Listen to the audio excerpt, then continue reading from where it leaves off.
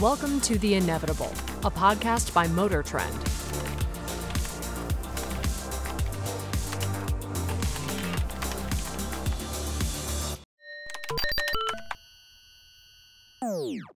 Hi there, and welcome to another episode of The InEVitable. This is MotorTrend's podcast, our vodcast about the future of the automobile, the future of transportation, the future of energy, the future of power management.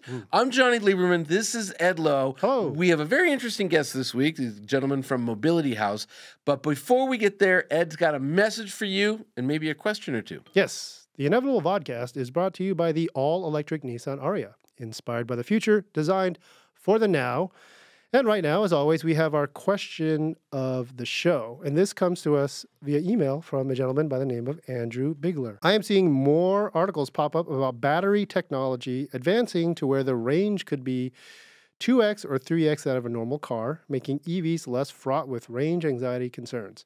How soon could we see that in a production vehicle? So let's unpack this a little bit. I think when he says 2 to 3x out of a normal car, we're reading normal car as what? 300 miles per gas tank, yeah. Like that. So 2 to 3x, he's talking to maybe 600 to 900 miles of range. Yep. So Toyota, well, first of all, real quick, there's no more range anxiety. It's charging anxiety. We got ranges figured out, but it's hard to charge.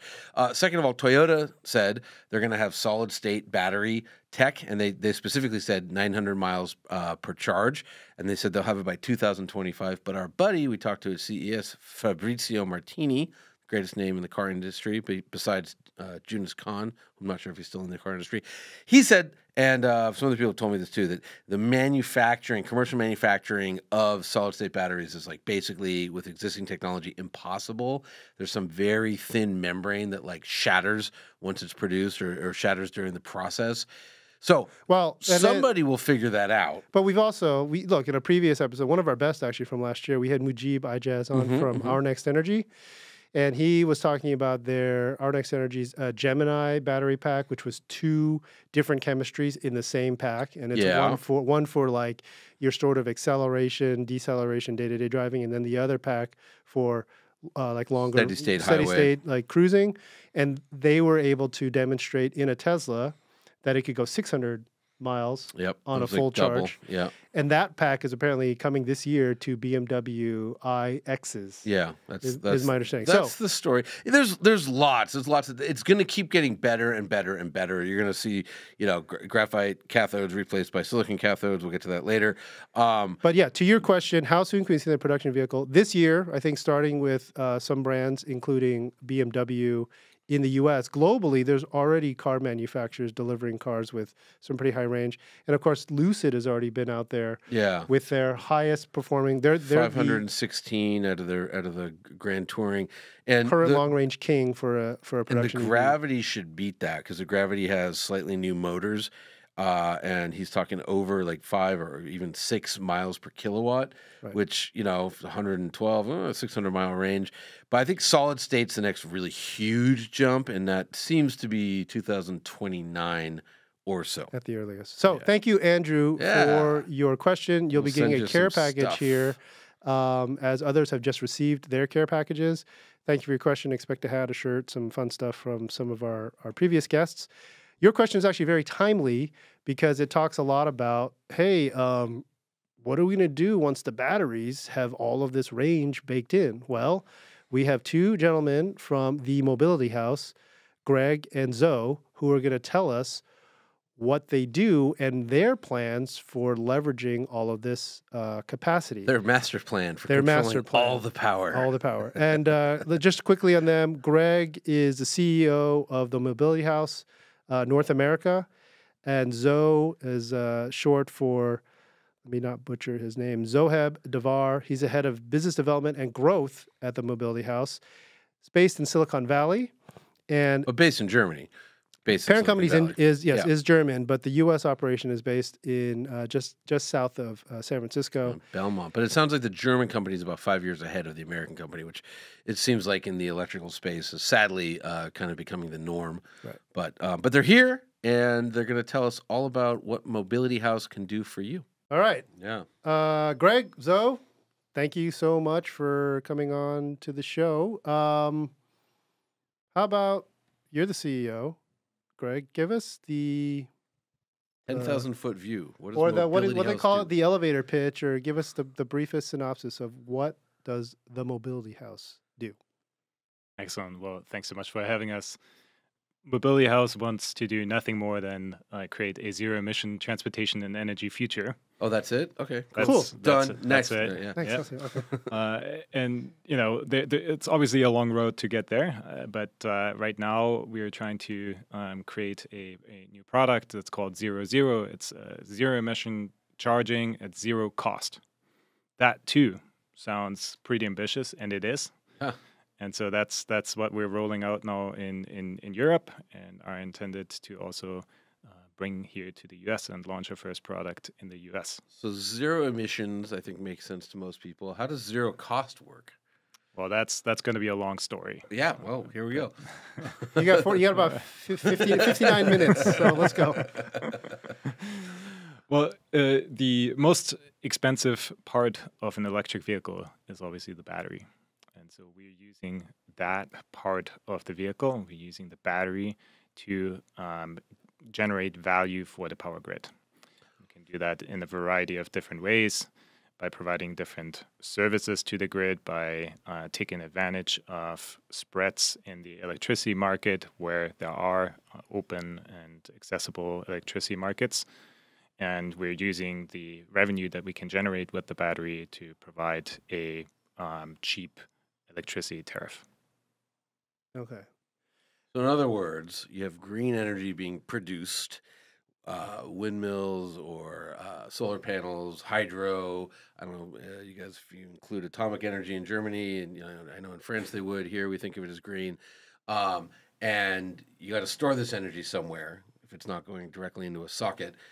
So you would use EV batteries, meaning the battery in somebody's car, to temporarily store it, and then you could take advantage of like the energy is being produced during the day, but it's cheaper to sell it at night or something like that, and that would get you the split, as you were saying, and that's where the profit would come from that would pay for the zero cost part of it.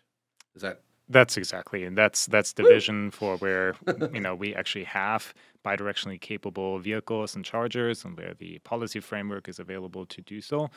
In the meantime, you can do a ton of stuff with unidirectional managed charging. So just explain what do you mean? What's the? I mean, bidirectional. Explain the difference between the two. For our yeah, audience, for sure. please. Yeah. So unidirectional is what we're doing today. We're taking electricity from the grid and putting it into the battery, or we're taking electricity from a solar panel that we have on the roof.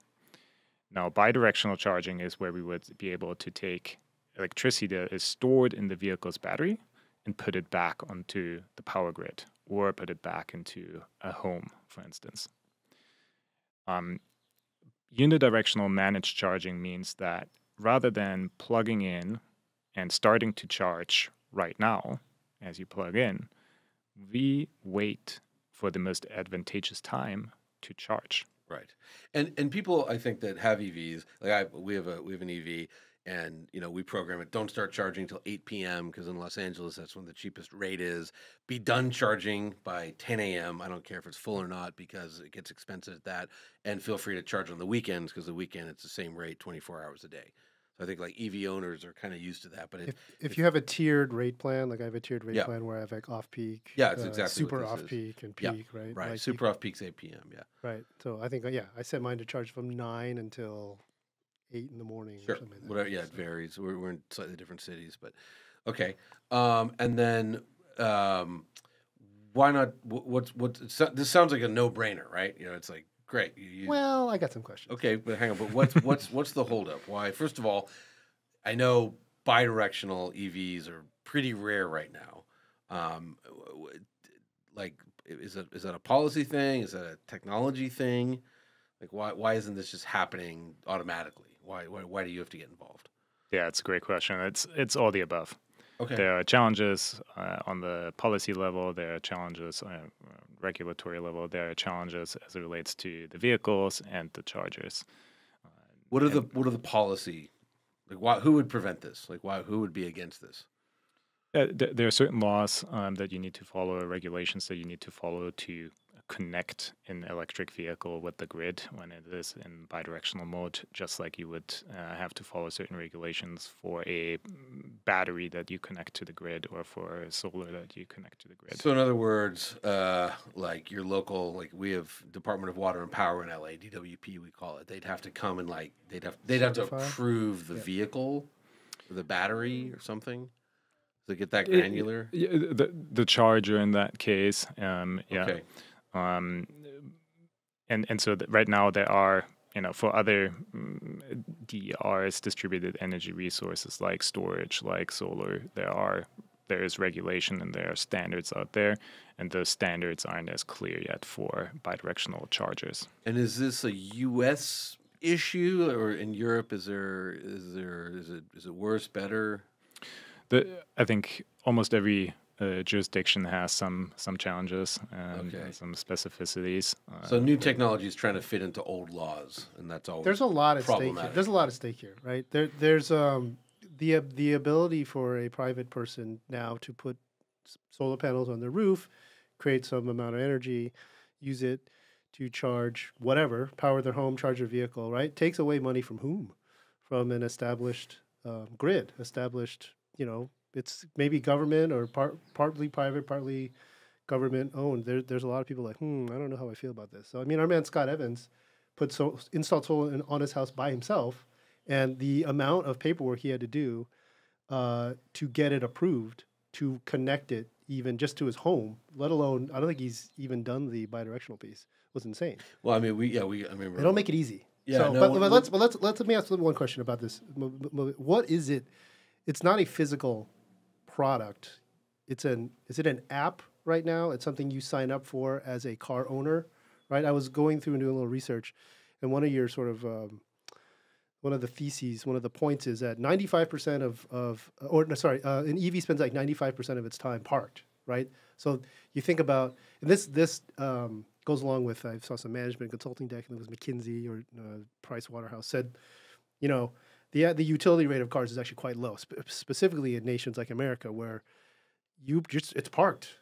Our cars are parked right now. They're not autonomously driving and creating value for us. They're just sitting there. We both would normally drive an electric car here. There's a large volume of energy just sitting there in the battery that could be doing something else, which is sort of one of the foundational points of your product. But what is the product? That's exactly right. Vehicles sitting around, a lot of us have second vehicles that sit around even more, and we want to utilize those assets more efficiently and create value with them. And the product that we are providing is an application for the driver to be able to see what's happening with their charging, to set certain charging preferences. For instance, you always want to be able to have at least 40% state of charge so that you can get to, a hospital or make a little trip, unplanned and so on. And we then manage, according to those preferences, the charging, not just of an individual vehicle, but of an aggregated fleet of vehicle. That can be an aggregated fleet of vehicles within a large service territory of a utility or within an entire market like Germany. Gotcha. And that aggregation then provides the basis for our trading desk. So we have a trading desk that participates in the electricity markets and can sell and buy electricity on the spot based on what we have available in terms of flexibility. We call flexibility the total amount of electricity, total amount of power that we can either ramp up or ramp down with the vehicles that we control the charging of. Okay. Interesting. And then, like, in terms of scale, like how many would your master plan be eventually you control all vehicles charging? Is that how you think about it? Or is it, Mobility House is just going to do like 10% or something? Like how do you when you talk to people, what's your scale? Our plan is certainly to be the dominant player in the space, but we believe that there will be a number of different players, at least early on, and there will be a certain amount of consolidation later on, for sure. What about like physical limitations? Like we a lot of let's say EV doubters, the grid can't handle anything, the grid. Is there any issue with like existing grids, or are you guys doesn't really make a difference for your business case? Certainly, we're seeing today already at 1% electrification across the country, more or less, when you look at the total number of vehicles on the road. There are places on the grid that are already struggling, both on the residential side. So, for instance, in the Bay Area, you have in PG&E territory, for instance, you have a lot of individual residential homes that only have 100 kilowatt panels. Sure. And 100 amp panels, and so that's a challenge right there. Right, when you because add it's like about 30. $5,000 to upgrade out of the consumer's pocket. Exactly. And then the on state's not stepping in.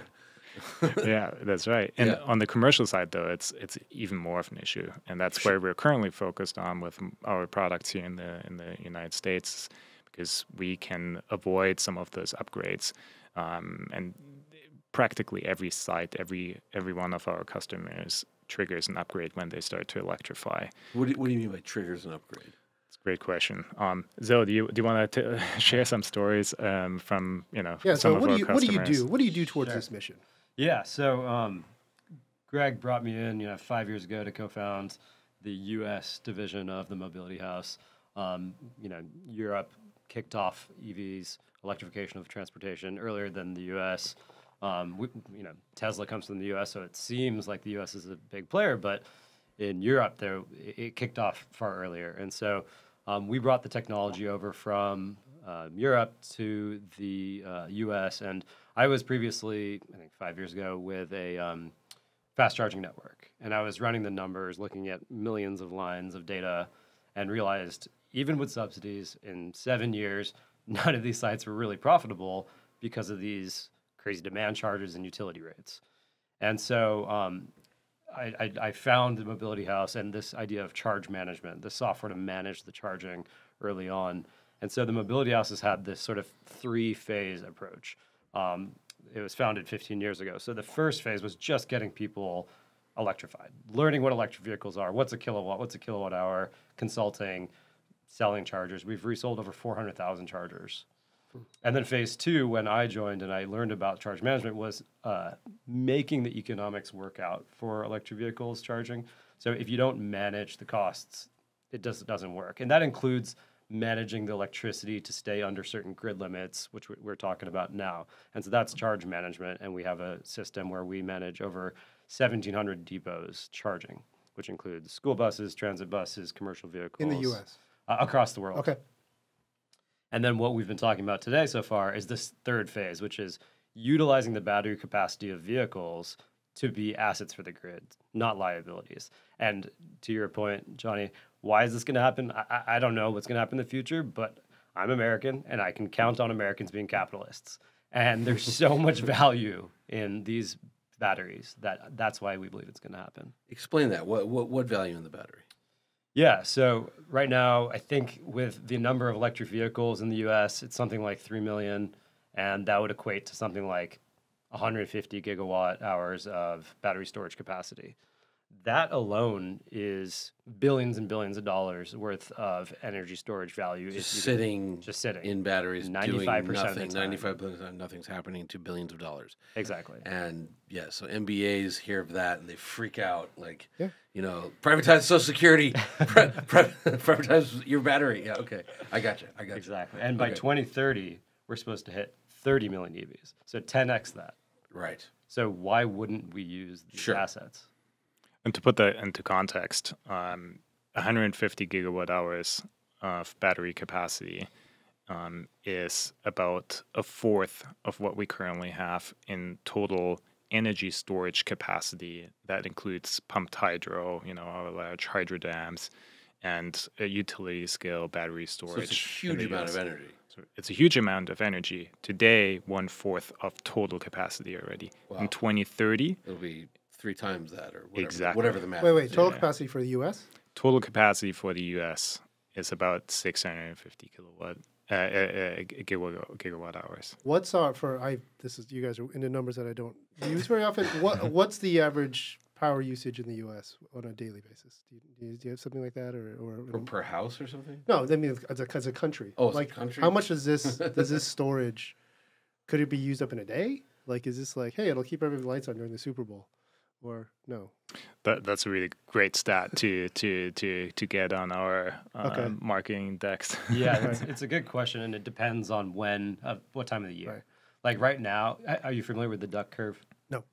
Okay, the duck curve, it's a Shaped like a duck? It's shaped like a duck. Oh, sweet. It's a graph. Okay, I know what a duck and, looks like. It's because you know what a duck looks like. It has a belly. Okay. And because everyone wakes up and then starts using more and more power throughout the day, the typical energy demand curve looks like a normal curve. But with the addition of solar over the past 5-10 years, the middle part of the day has been zeroing out. So this big belly of the duck. Yep. So, yeah. We could be utilizing the battery, the energy stored during that middle of the day that creates the belly of the duck, Right. to deploy. Because my home electricity bill spikes like 5 o'clock, 4 o'clock. Everybody goes home. That's right. Especially in the summer, it's hot. So you turn your AC on. You got to cook dinner.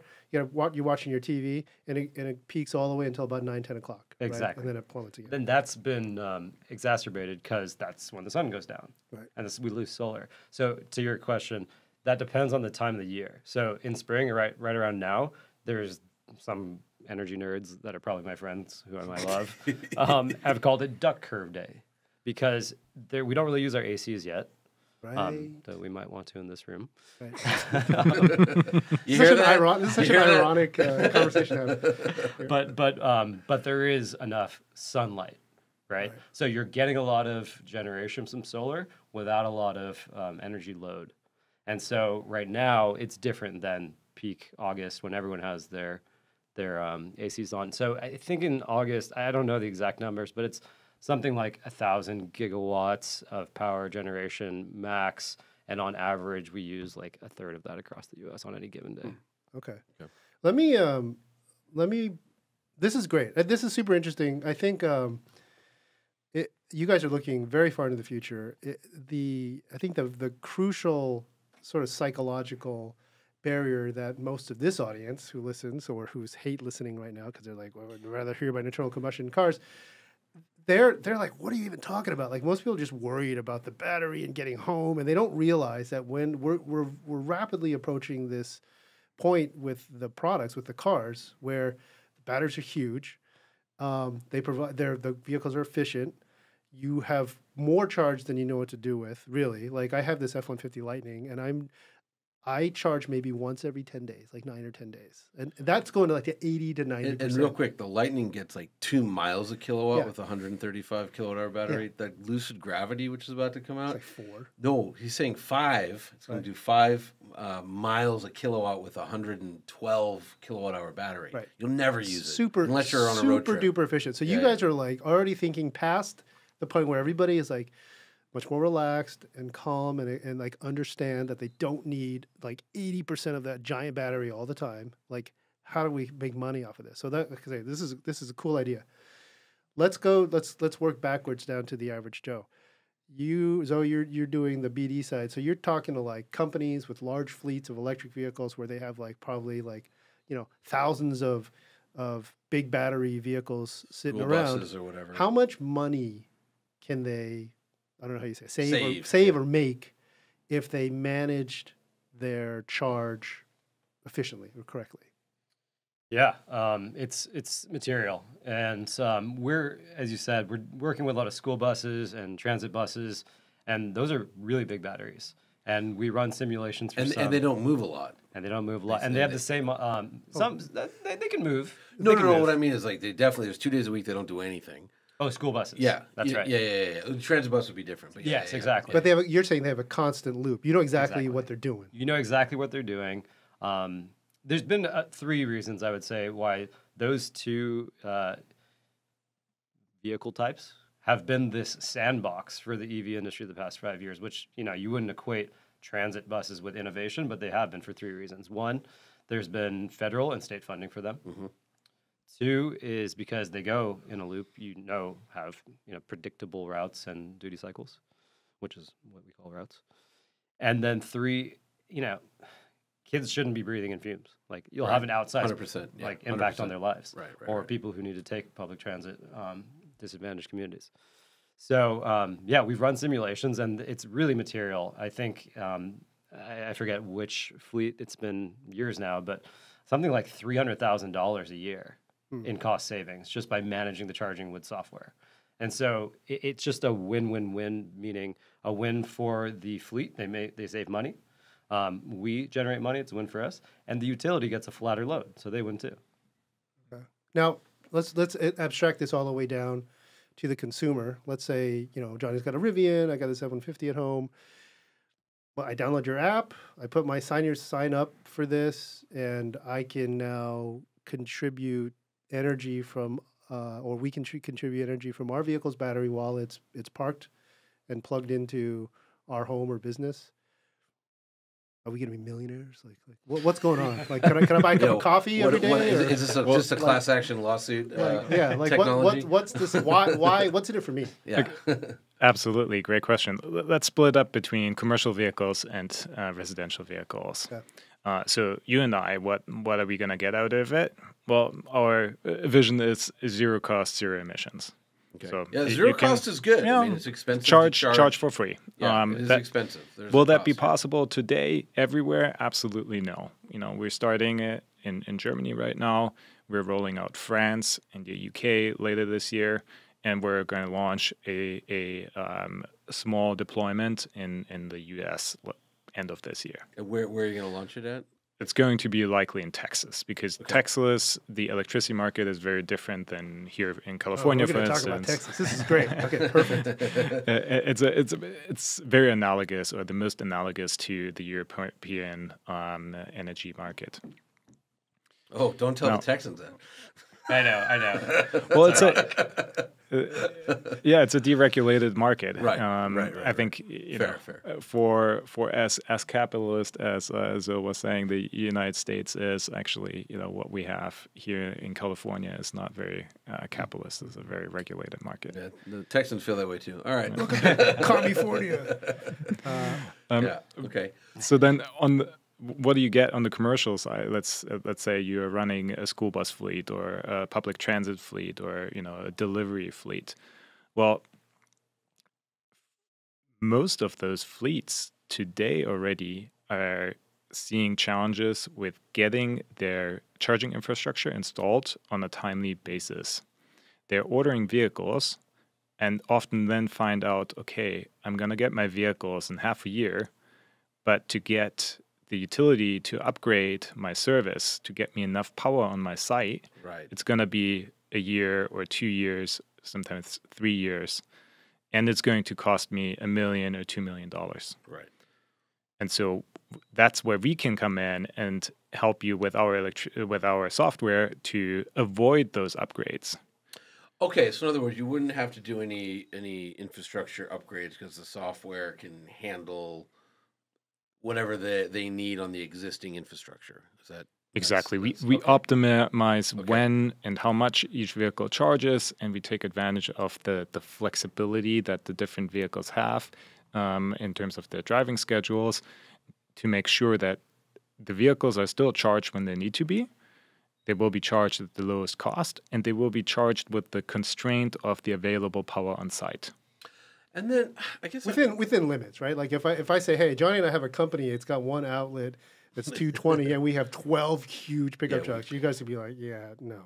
Absolutely. It's all within the limits that what's reasonable. In the end, as we're going towards 100% electrification, yes, there will be grid upgrades needed. So we're buying you time and we're buying you money, and even the upgrade that you're looking at might be a lot less than if you planned in the traditional American way, which is 100% of nameplate capacity plus some security buffer. Right.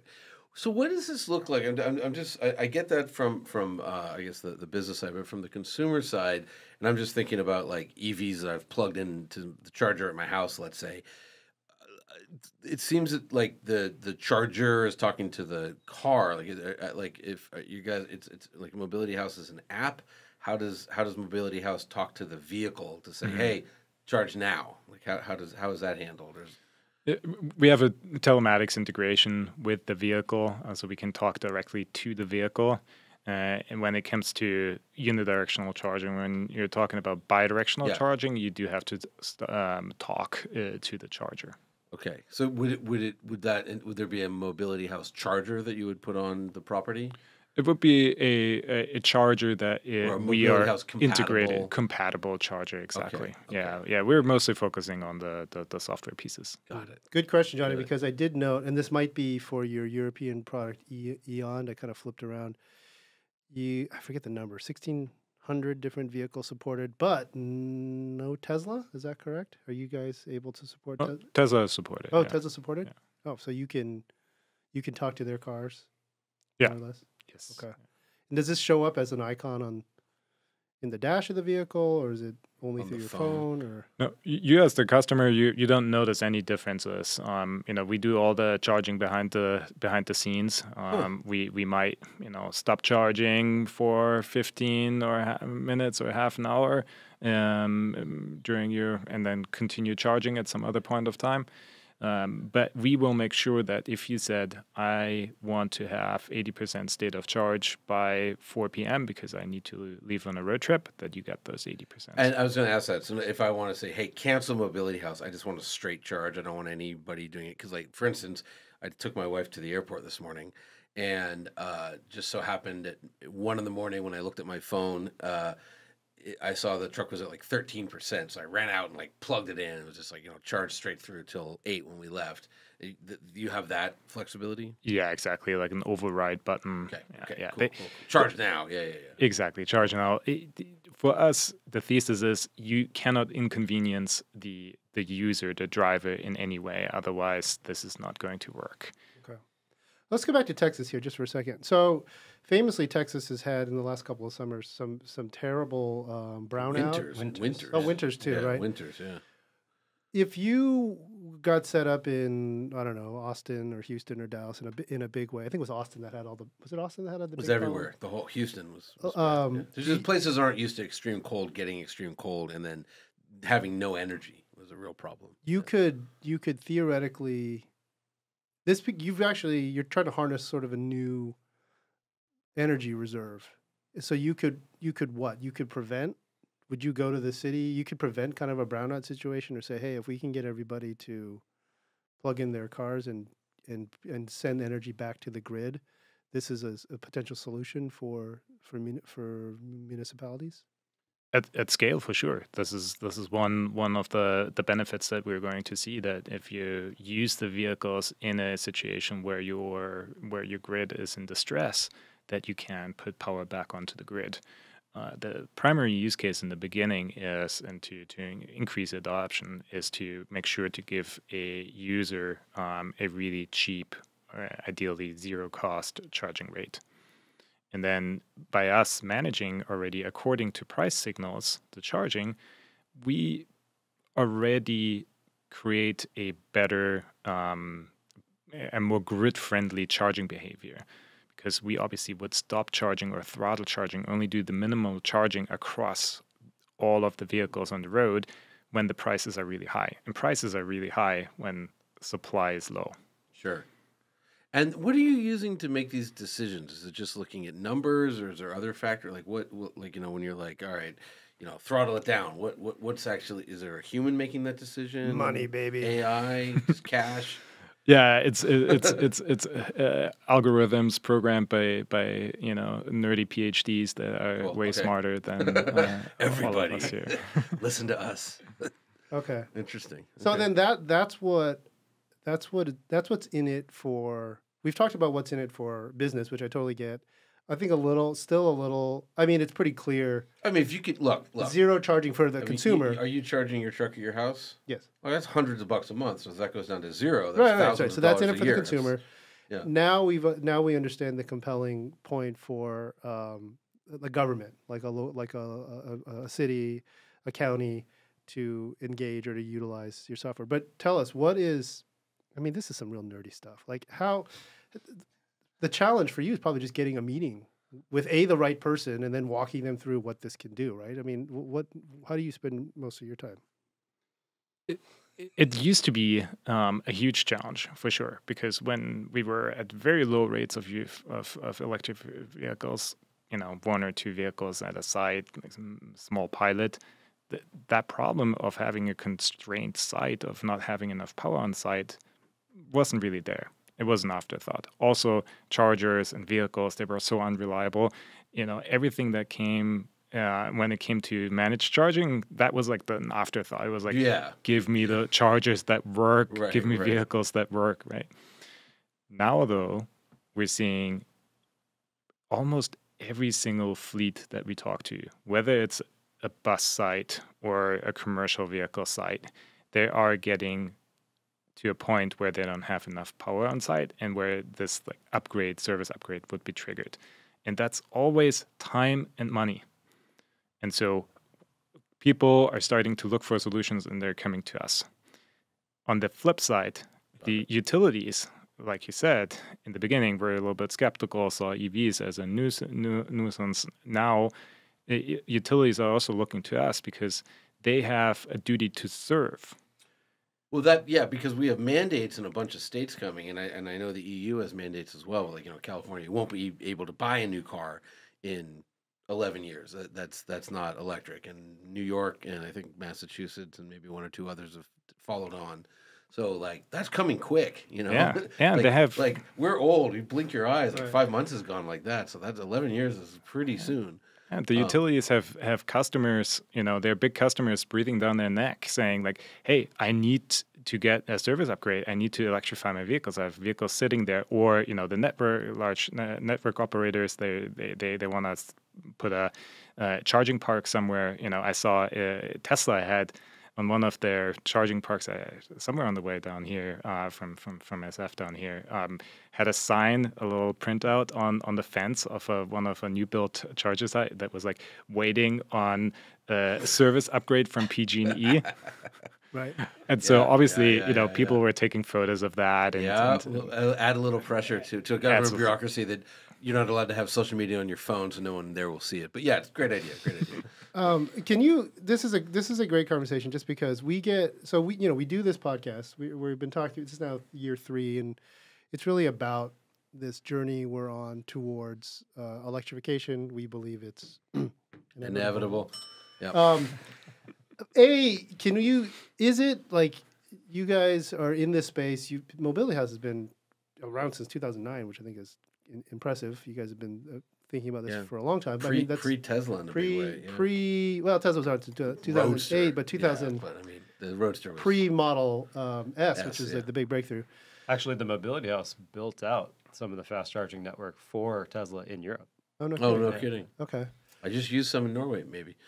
So when you talk about this, we get among the many complaints or criticisms or just disses that are lobbed our way, one is the grid can't handle it. The grid's the one that it just, I think the average citizen knows so little about the grid that they just hear the grid can't handle it and take it at face value. But this seems to be a transitional solution on the way to the better grid health, let's say, or the upgrades that are required for, yes, if tomorrow, if every American bought an electric car and all plugged them in at the same time, we would be screwed. It wouldn't work, right? We agree that there are certain infrastructure issues that we have, but smart management of what is available seems to be a solution as we build out. We do more of these upgrades. Is that accurate? You nailed it, Ed. That's exactly it. Okay.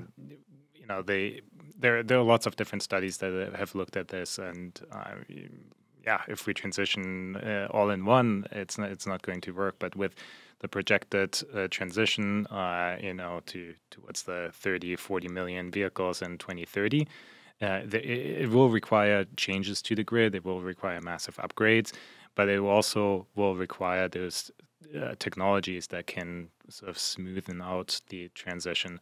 and that's the power control systems, like our system. There are other types of power control systems that can really help sort of overcome these challenges, like batteries, battery backed up chargers.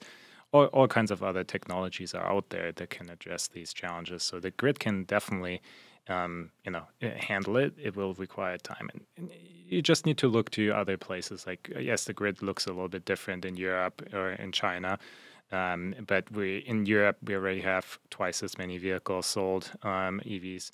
If you look to China, it's another doubling compared to Europe. 100% next week. So, they're crazy. Yeah, but like Norway. I mean, I was just in Norway, and it's like, I think 90% of new vehicles sold are EVs. Like almost every car in Oslo is an EV, and it's, I don't know, 5 million people in the city. It's fairly major. Seemed to be working, or maybe 5 million in the country, 1 million in Oslo. But still, it was, it seemed to be, the lights were on all day, and heaters were on and all that kind of stuff. Is there someone, the very little I know about the grid is once explained to me that there's a big demarcation that we should talk about, which is the commercial grid versus the residential grid, and that the upgrades to the residential grid needed aren't nearly as severe or costly as the upgrades needed for the commercial grid. Like we're talking about, like we're going to put in this giant Tesla charging farm in the middle of the San Joaquin Valley. That's very expensive, but to add like a little bit more capacity to residential neighborhoods isn't really that much money, and that it's happening. Is that true? False? Ballpark? Yeah, both need to happen. Okay. I have been told that it's trillions of dollars of upgrades needed for the transmission grid. The commercial one, yeah. The commercial grid. And yeah, there are people working on it. But the thing is, to your point about the lobs being tossed at you of like, hey, well, like this isn't going to work. Yeah, it's going to be a challenge in the near term. But in the long term, think about it. Like oil out of the ground, that continuously requires someone doing something. We have to continuously pull oil out of the ground. Mm-hmm. Solar, once you install it, it runs. Yeah. It's less OpEx. Yeah. No, I mean, I got panels put in 7 years ago. We've done nothing. Right. Like literally nothing. Haven't even thought about it. Exactly. Yeah. There's nothing to do. And now I think it's like 3 cents a kilowatt. It's very, very cheap now. So that's on the one side. Right. So that's more competitive than oil in the long run. Now you got to pair it with batteries. Okay, that's expensive. There's some challenges involved. Getting the solar to the batteries through the transmission and distribution grids, sure. We have to figure all this out. But eventually, these are vehicles first, batteries second.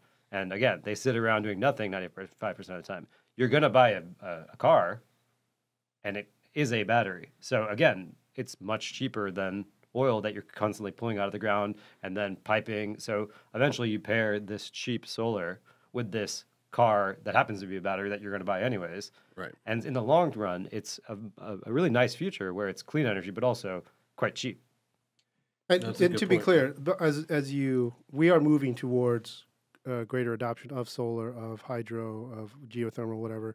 But your system works no matter where the energy comes from, right? You're just managing. Yeah, if it's coal power, you can still manage that smartly and more efficiently. Exactly. Okay. You don't want to, but you could. Right. Yeah. Then second question is, it's two-part. First, in this moment, right, there's this narrative that, EV sales are, all the car companies have figured out that battery electrics don't work, so they're all pivoting back to plug-in hybrids or hybrids. Do you guys care at all? I mean, if the adoption of EV slows a little bit, and this is a slight slowdown, it's we still believe, right? This is coming. Is this, mostly 1,000%. I mean, Okay. the general media narrative about this is so frustrating to me because, yes, there's only a slowdown if you think about the projections that we've had on EV growth for this year or for the coming years.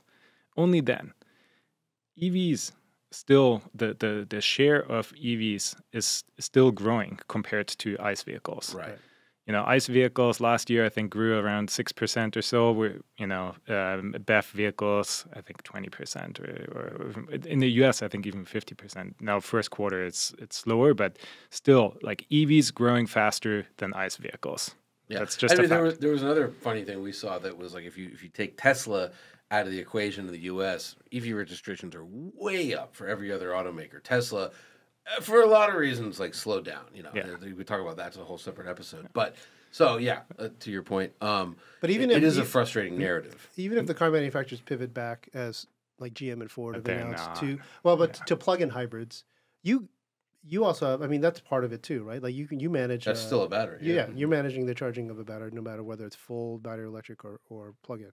Yeah, absolutely. Okay. Yeah. And that's an interesting concept because well, most people don't plug them in apparently, but we don't know that. yeah, you got to incentivize people to plug in. I got That's a neighbor one that element. plugs in. Okay. Yeah. We do. We're nuts. But it's not like you want to it's not like you get a fleet or one vehicle or 5 vehicles and then you're good. It's really about diversity. It's about connecting to all these different assets, because then if one person needs to leave at 6 p.m., the other at 7, they have 70% state for 60. You can accommodate that. Yeah, you just play with the battery a little bit across many assets. So yeah, to your point, it wouldn't really matter if it's a small plug-in hybrid electric vehicle battery or a bigger BEV battery. And also, like the charger has constraints, right? It can only output either something like 11 kilowatts. Right. And then, would you guys ever get in? Are you involved with fast chargers at all, or fast chargers just don't matter? Just charge as fast as possible. Yeah. I mean, we work with the fastest chargers because these transit buses are 650 kilowatt hour batteries. Right. But I meant like public. like Electrify America type chargers. Does Mobility House have anything to do with that? Or those are just dump the energy as quickly as possible at all times to 100%. Go. Yeah, if you're a consumer and you're driving to the grocery store and you're there to charge, you pretty much want to get out of there as fast as possible. Right. So there's not much we can do on the OpEx side of things to reduce the charge because people want to have a good experience. However, what Greg was talking about earlier of setting this artificial constraints of, okay, you want to put in 500 kilowatts worth of batteries, of chargers, but you only have 100 kilowatts of power on site. Well, we can set that grid limit. That's what we call automated load management. So that's a CapEx reduction. It would ratchet down the charging of those fast chargers. Right. But I got you. If you only have 100 kilowatts on site. That's all you got. Yeah. Okay. That makes sense. Is there, we talk a lot about some of your corporate offerings in a nameless, faceless kind of way.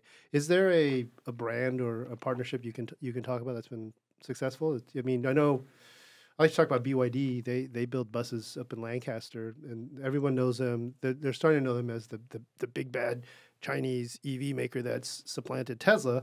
But they've actually been in America since I think like 2012, building with Warren Buffett's support. Yeah, Warren Buffett's I think his second investment. I'd love to tell the story. Yeah, he invested. It was the second Chinese company he invested in. The first was like a Chinese electric, some kind of power company.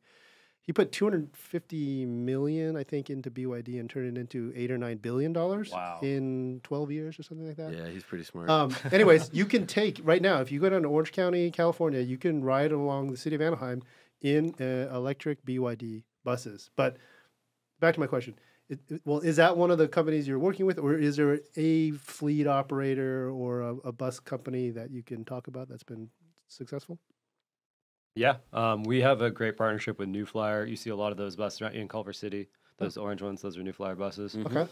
Mm-hmm. We've been working with all the school bus manufacturers. Bluebird? Yep. Okay. It's the only one I know. There's Bluebird, Thomas Built. That's right. That's the other one, right? Okay. Yeah. And on the passenger OEM side, we have great partnerships in Europe. Actually, the former CEO of VW, Herbert Diess, he's our new executive chairman. So he's really been pushing this inevitable future forward. and how are the OEMs reacting to you guys? They're like great, or are they like don't mess with our software? Or what's been that partnership like? Again, if we take a look at China just to see what's coming, China, there's massive price wars on EVs, and we're seeing it to a degree here, but it's nothing compared to what's happening in China. I think there are about 200 EV OEMs and 97, but 148 brands. Or something like that. Yeah. So 97 OEMs, and they represent 147 brands. Sorry, 200 EV models, I think. So massive consolidation of the market on the horizon, bringing down prices tremendously. So we're getting close to price parity for the consumer, but it also means margin compressions for the OEMs. So OEMs are now looking to, what's the future? What are additional revenue streams for us? How can we increase our margins again? And so all these ancillary services around software and around energy offerings are becoming extremely, extremely interesting and appealing. So all the OEMs are stoked to work with companies like ours to figure out how they can get a little piece of the pie. What does that mean? Does that mean like you could like white label your product, like a consumer, be it a fleet operator or even a private citizen could sign up with the Toyota charging network, and then that would manage this system, which is actually maybe something that your system would manage the charging, and then there would be that you would recoup, or the customer would recoup some of the savings.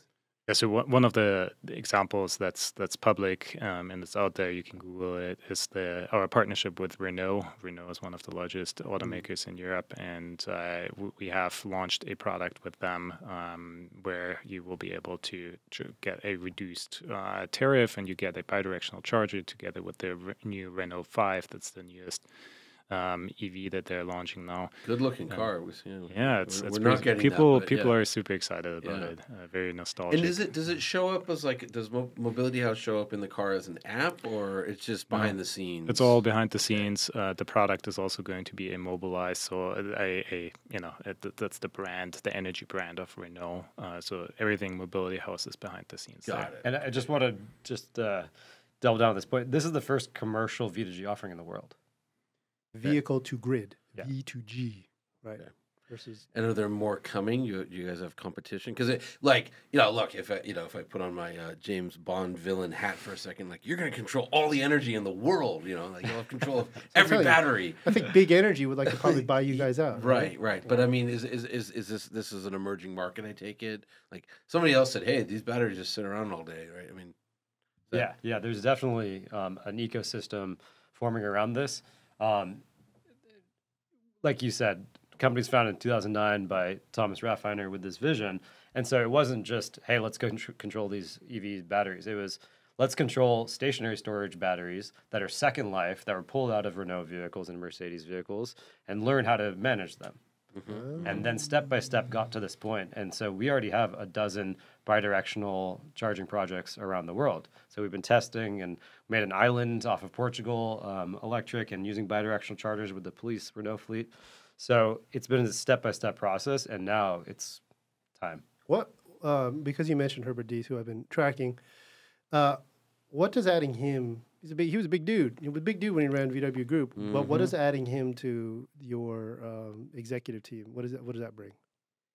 Well, first and foremost, a lot of energy and great vision. I think he shares the vision of 0-0 with our founder, Thomas Raffiner. That's how they got together and met and like each other. And second of all, he obviously has contacts to all the executives in the automotive industry and its ecosystem, and so that's opening a ton of doors for us, and then a lot of homework for folks like Zoe and I. He's definitely incredibly ambitious. So he can get you a meeting starting with all the VW Group brands, right? Like pretty easy. There's a bunch. Pick up the phone. When are we going to see Mobility House products in the U.S.? What's the timeline frame looking like? Well, you can already see them today in the commercial space. In the consumer space. In the consumer space, we're targeting to have an offering this year. Beginning of next year, maybe at the latest. But that's the plan, to launch a product in Texas. will likely be still a unidirectional product. Okay. And then for 2025 and forward, there a lot more to come. And so how would like a consumer sign up? Like, in other words, oh, I'm interested. That sounds. I want free gas. Essentially, I want free energy for my Is there EV. a guy with a sandwich board flipping around or one of those inflatable things? He's in charge for marketing, so I don't know where's he's going to spend his budget. But you know what I'm saying? How's this going to happen? What's it going to look like? You can sign up today with I think there are over 100 different energy retail providers in Texas. It's not like here where you only have PG&E to choose from, or maybe we have DW or CEA, but you have to use the utility where you live. In Of Texas, course. you can choose. Oh, right. Like if you were my neighbor, Right. and you had solar panels, I could buy that energy from you. Sure. Which you can't do in Right. California. Right. In California. Well, I mean, yes and no, but also like the hillbillies that installed my solar panels, like DWP, thankfully flunked them like 5 times. It was a nightmare for me, but like they did everything wrong constantly, So I like a little regulation, on my house. Right. And so does Texas in the cold snaps when no one has power. Right. That's when you but what I'm saying is, so this would, like, in other words, okay, I have an EV. I'm listening to this podcast right now, and I'm like, oh boy, free energy. I like that. How do I sign up through? Johnny's lobbing you the softest of softballs. Is there a website? Yeah, should they go Is to there the an App Store to download Is there going to be a Super Bowl commercial? Mail you guys a letter? Yeah. Probably all the above. There Okay. will be a website, there will be an app, and Okay. there will be marketing either from an OEM or from an electric retail provider. All right. Okay. So you guys don't have that piece set up In the U.S. in the U.S. yet. So yeah, we unfortunately can't quite talk about the details yet, but we'll shout out and link something end of this year to this podcast. So Okay. when it's Is there live. a cool Instagram to follow? Do you guys? Is there a social handle? Yeah. It's the Mobility House _NA for North America. Okay. I think LinkedIn, we have a lot of good content and Very sexy. Johnny loves LinkedIn. I He had sends 19 notifications last week. Yes, 'cause you whatever check that means. once a month. Yeah. Okay. Yeah. No, again, it's like, I think for some people, my wife, who pays our power bill, when she saw what the EV costs, I had to sit her down and show her this is what we paid in gasoline. Like it's a lot of money, but it's a lot cheaper than the gas. How much is it? What are you talking about? Like how much? couple. Like your Rivian, every Rivian's charge. big and expensive. Yeah, but like, what, I don't know. It's probably. I mean, we also have solar panels, so it's offset, and I don't know the actual amount. Is that $100 per charge from 10 to 90 for that car? No, but it gets charged a lot, so it's it's probably $30 $500 a month or something like that. Yeah. I don't Sorry. know. It's a giant truck, though. I mean, it's not, The it's, Ford yeah. is $33 basically to fill it up, and I'm doing it every 10 days, so At it's home? way cheaper at home. Yeah. So, and I'm paying I don't know what it is. 36 cents per kilowatt hour, which I know is twice the national average. That's national crazy. average is We paid 18%. 9 cents at night for ours. wow. Yeah, well, DWP is the greatest. I'm DWP. Yeah, the greatest. Yes. I love those guys. Any final thoughts? This is a great conversation. So just to recap, the grid is screwed. Like we're all in agreement. No. That's Ed's point of view. What I heard was the grid is being increased. I thought that was a 2% setup. a year until 2035 in setup. California to handle. The grid is mostly screwed. But these guys at Mobility House are helping sort of smooth out this Unscrew it. transition. Yeah, okay. But the bigger picture is stop thinking about your electric car, as like this thing to give you anxiety, right? Because especially as they get better, I just heard today, Frank dropped it in Slack or somebody, who did it? It's one of these car manufacturers did 10 to 100% or 10 to 90% in like 5 minutes. Yeah, that's all coming. Yeah, Charging is speeding up. Capacity is only growing in the vehicle's efficiency is growing like crazy. I mean, you're going to have extra charge left over in your car. I'll break a little news. So, Make money off. So the new electric Mercedes G-Wagon, in 2 years they're going to have an updated long-range battery chemistry.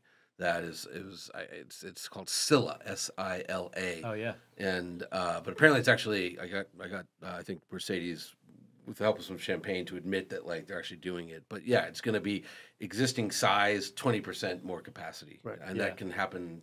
It's just replacing graphite cathodes with silicon, I believe. It was a something like that. drop in technology. I know the folks at Scylla they've done a really amazing work. Yeah. So anyway, that's all getting better. So you can now be smart about it with Mobility House. Exactly. Apparently. So, Zoe and Greg, thank you so much. Thank you. Thank you.